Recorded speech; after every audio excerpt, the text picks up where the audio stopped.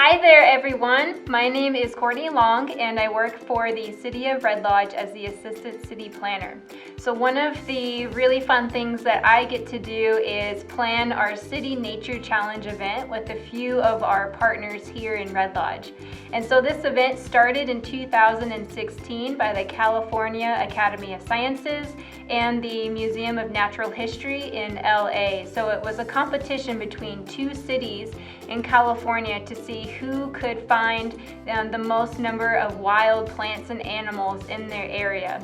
So since then, this event is now across the world, and in 2021 there are over 400 cities participating in this event.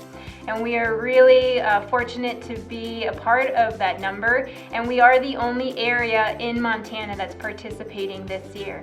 So this event includes all of Carbon County, and it's a BioBlitz style event. And if you've never been a part of a BioBlitz, it's essentially just going out and finding as many wild plants and bugs and animals, birds, things of all kinds that you can find, and you have to photograph them and then upload them to iNaturalist. And iNaturalist is a platform where researchers and scientists can go and look at your observations and learn more about the animals and the plants that they study. So it's a really great way to help out the community and to help out our local scientists here in Montana and Wyoming and anywhere where they might be looking at our wildlife and at our plants to learn more about this area.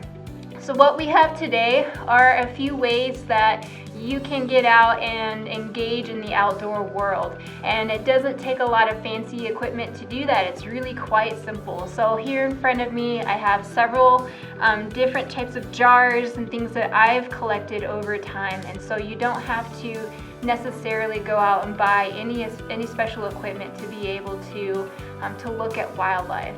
So one important thing that you are going to need to do is take photos of what you find, and sometimes that can be hard especially if you catch a bumblebee or are trying to photograph a bumblebee.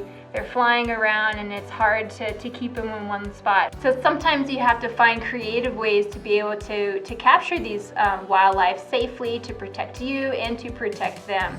And so I will show you a couple of different ways that I've done this in the past, and that things that you might have lying around your house to help you out during the City Nature Challenge.